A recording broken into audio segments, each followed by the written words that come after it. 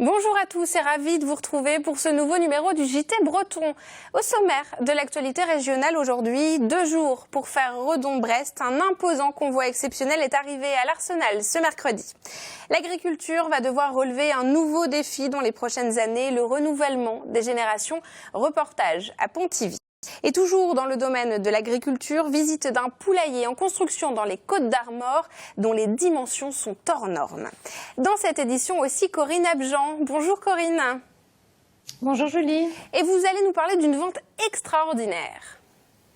Oui, c'est effectivement l'événement de la semaine du week-end pour les collectionneurs et les adorateurs de Rimbaud.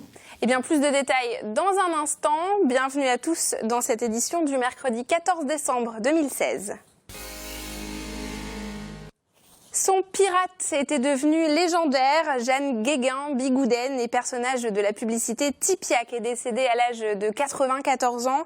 Elle était l'une des figures marquantes du pays bigoudin dans le sud du Finistère, reconnue notamment pour sa célèbre coiffe. Ses obsèques seront célébrées ce jeudi à 10h en l'église de l'Octudie dans le Finistère. Dans l'actualité également, une livraison de poids. Ce mercredi, une société spécialisée dans la construction d'abris en béton a livré 2 énormes constructions à la base navale de Brest. Les abris de 100 tonnes ont été déchargés à l'aide d'une grue spéciale sur le quai et Frédéric Lorenzon a assisté à cette manœuvre. Livraison exceptionnelle ce mercredi pour la base navale de Brest. Une société de Redon en Ille-et-Vilaine a livré ces énormes abris en béton. Les 2 camions ont mis 2 jours pour parcourir les 250 km jusqu'à Brest. Donc ce sont des bâtiments destinés à alimenter en énergie, je dirais, une partie de la base militaire. Aujourd'hui, on est assez peu en France à pouvoir fabriquer ce genre de bâtiments. C'est une commande relativement importante puisqu'on a 4 bâtiments identiques, donc qui ont les caractéristiques d'être parasismiques, qui ont des caractéristiques coupe-feu. Et donc de par leur volume, donc c'est une commande assez extraordinaire, je dirais, pour l'entreprise. Reste ensuite à positionner ces abris sur un quai de la base navale. Une grue venue spécialement de Belgique soulève délicatement les 100 tonnes du premier abri. Techniciens et ingénieurs retiennent leur souffle. 15 minutes plus tard, le transformateur électrique a trouvé son emplacement définitif. C'est un petit coup de stress et puis un petit peu d'inquiétude forcément. Mais c'est vrai que voir le bâtiment presque en lévitation en l'air, c'était assez impressionnant. Le résultat s'est bien passé, posé au centimètre près. Sur le quai réaménagé de la base navale, 4 transformateurs seront installés à terme. Ils vont servir aux escales techniques des sous-marins nouvelle génération, actuellement en construction à Cherbourg. Une opération qui consiste à aménager un quai industriel avec des grosses opérations de génie civil et également d'installation électrique. Et on est là aujourd'hui pour l'arrivée du premier poste électrique. C'est une petite centrale électrique et il y aura 2 postes de part et d'autre de la plateforme. La mise en service de la base pour les sous-marins est prévue pour l'été prochain. À Pontivy, le syndicat des jeunes agriculteurs du Morbihan prépare la relève. Ce mardi, les élèves de 5 établissements agricoles se sont retrouvés pour une journée dédiée à l'installation. En toile de fond, un défi, celui du renouvellement des générations. Explication avec Fanny Coconnier. Ils sont les agriculteurs de demain, lycéens en filière professionnelle, étudiants en BTS. Ils se préparent à devenir salariés agricoles ou chefs d'exploitation. C'est à ces seconds que s'adresse ce forum dédié à l'installation. L'an dernier dans le Morbihan, seulement 55 jeunes ont franchi le pas. On a quand même un grand défi dans les années qui viennent, c'est le renouvellement des générations en agriculture. 50% des exploitants vont cesser leur exploitation dans les 10 années à venir.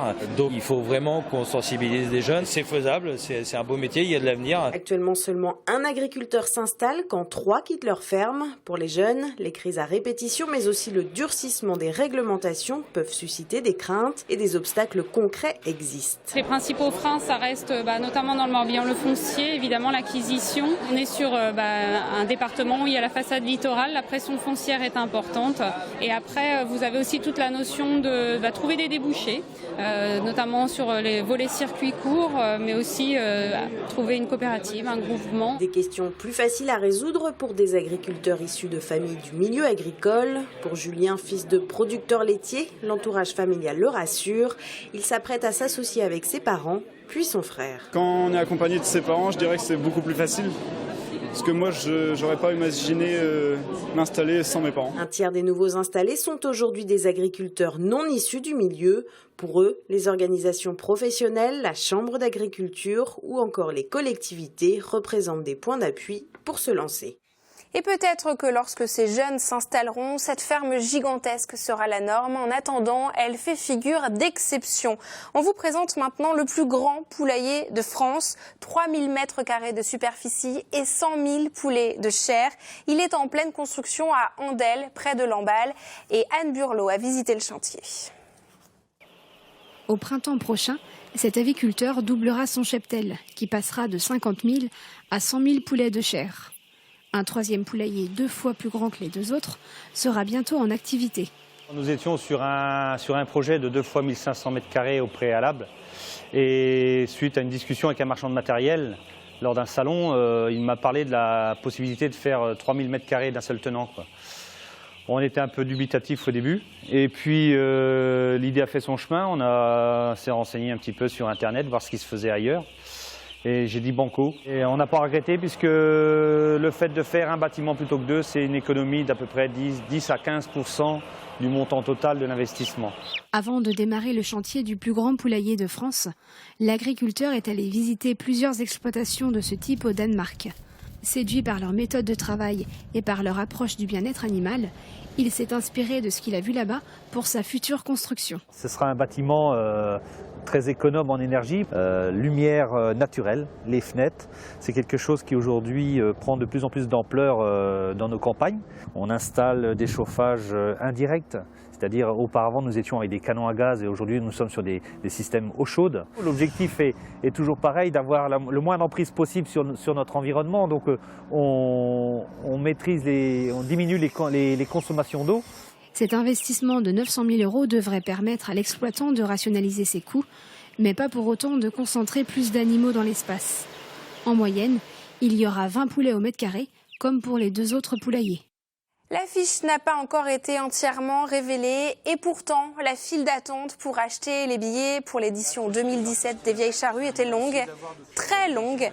Les premiers clients sont arrivés aux alentours de 5 h ce mercredi matin à Carhaix pour une ouverture des portes prévue à 9 h. Cette année, le plus grand festival de France se déroulera du 13 au 16 juillet. Il est lui aussi une des têtes d'affiche de la poésie mondiale. Arthur Rimbaud, un carnet de croquis du poète, est à saisir aux enchères à Brest ce dimanche. Explication avec Corinne Abjean. Alors Corinne, expliquez-nous ce qui va être vendu précisément. Alors des aquarelles, des croquis, des annotations, des gribouillis colorés, en fait comme des dessins d'enfants. Une étoile à 5 branches, des mots, des dessins, un curé au profil plutôt féminin, un couple fumant la pipe, un serpent. En soi, le trésor est assez minime, mais comme tout ce qui touche le poète maudit vaut de l'or. Eh bien, les enchères risquent donc de grimper alors ce dimanche. Effectivement, autour de Rimbaud, il y a tout un fantasme. En France et pas seulement, les collectionneurs privés s'arrachent à prix d'or tout ce qui touche à Rimbaud. Et quand on voit que le pistolet avec lequel Verlaine a tiré sur le poète est parti à plus de 400 000 €, on peut estimer que effectivement ces ventes risquent de flamber. Et d'ailleurs, le lot qui est estimé à 150 000 à 200 000 €, il y a déjà des acheteurs étrangers sur les rangs. Alors, rapidement, est-ce que vous pouvez nous dire pourquoi la vente se passe à Brest ? Alors, ces documents étaient rassemblés dans la ferme familiale de Rimbaud dans les Ardennes. Cette ferme, en fait, a été détruite par les Allemands en 1918. Et elle a été, et c'est là qu'on a retrouvé les documents. Elle a été ensuite rachetée par une dame qui vit maintenant dans le Nord Finistère, et c'est pourquoi la vente se déroule à Brest. Eh ben, magnifique en tout cas. Merci beaucoup Corinne Abjean pour ce petit bout de poésie. À bientôt. Et on passe tout de suite au Tour de Bretagne en 60 secondes de Benjamin Bréon. Vous voyez ces crabes là ? Eh ben dans 24 heures, ils seront sur les étals en Chine ou dans le reste de l'Asie. Ce sont les viviers de la Mélouane à Plouganou dans le Finistère qui proposent ce service depuis leur reprise par la start-up Global Seafood il y a à peine 1 mois et demi. Bon voyage. Le Fleuren Armor, qui s'était échoué dans le port de Porthgwen à Plouescat le 17 novembre, a retrouvé son élément ce mardi après près d'un mois de réparation. Le filayeur, construit en 1978, va pouvoir reprendre son activité de pêche côtière à la lotte et aux crustacés. Et on termine ce tour de Bretagne très salé avec ces images de Jean Le Cam en pleine tempête au bout du monde, quelque part dans l'océan Indien pendant son Vendée Globe. Rafale à 50 nœuds, houle de 7 mètres, tonique. Ça a fait un peu peur, mais c'est beau. Merci à tous de nous avoir suivis. On se retrouve demain, 19h30. Bonne soirée.